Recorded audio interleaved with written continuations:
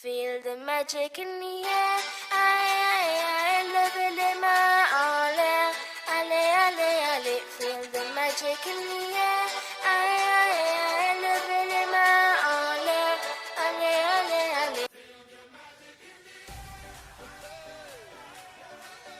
Setiap orang berhak atas kewarganegaraan, dan tidak seorang pun dengan semena-mena dapat dikeluarkan dari kewarganegaraannya atau ditolak hanya untuk mengganti kewarganegaraannya.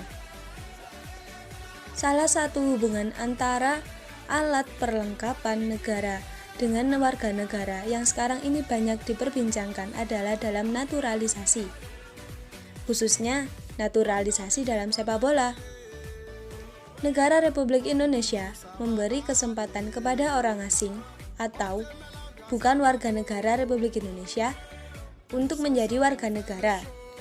Caranya ialah pewarganegaraan atau naturalisasi. Apa sih naturalisasi itu?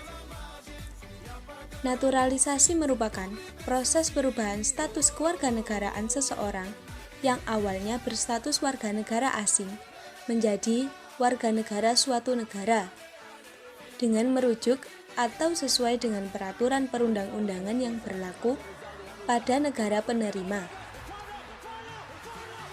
Tata cara naturalisasi pemain asing oleh Asosiasi Sepak Bola suatu negara dapat ditempuh melalui dua cara. Cara pertama, melakukan naturalisasi pemain asing yang tidak memiliki status kewarganegaraan dengan asosiasi sepak bola yang menginginkan. Yang kedua, dapat ditempuh dengan memanfaatkan kewarganegaraan ganda yang dimiliki pemain. Lalu, bagaimana pendapat dari masyarakat sekitar ya? Mari kita simak dari beberapa narasumber berikut.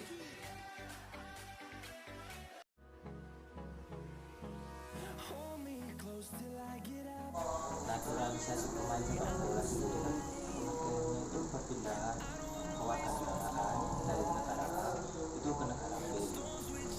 Jadi yang awalnya negaranya itu kewarganegaraannya itu Malaysia itu pindah ke kewarganegaraan Indonesia, tapi kan harus memenuhi syarat-syaratnya.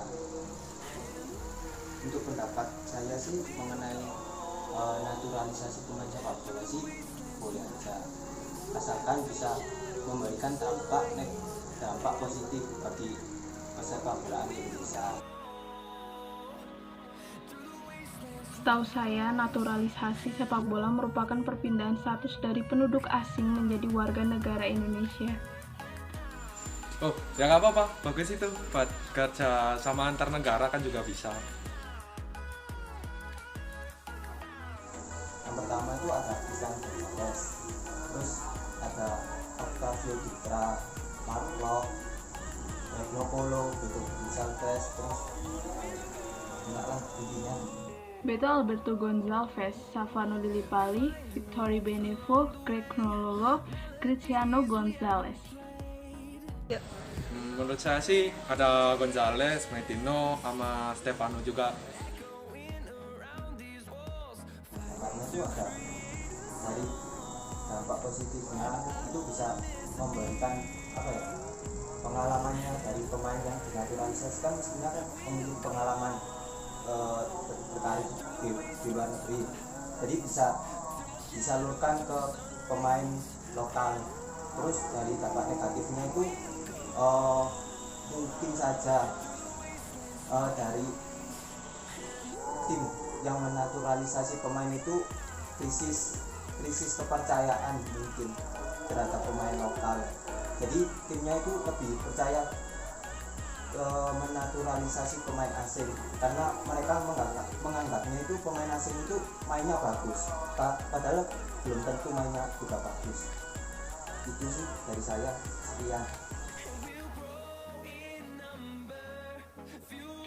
Jadi menurut saya, dampak yang paling menekankan terhadap perkembangan sepak bola di Indonesia itu karena kita tahu sendiri, olahraga sepak bola sudah mendunia dan pendidikan olahraga terutama sepak bola di luar negeri itu sudah sangat maju dibanding sepak bola di Indonesia. Jadi meskipun sedikit perubahan maupun banyak perubahan dari pesepak bola Indonesia bakal maju ke depannya. Dampak baiknya itu membuat kualitas sepak bola negara lokal bisa jadi bagus. Tapi juga ada negatifnya gitu. Pelatih kayak lebih percaya sama pemain naturalisasi daripada pemain lokal. Itu aja sih Mbak yang menurut saya. Program naturalisasi sepak bola memang memberikan perubahan dan perbedaan terhadap persepak bolaan Indonesia.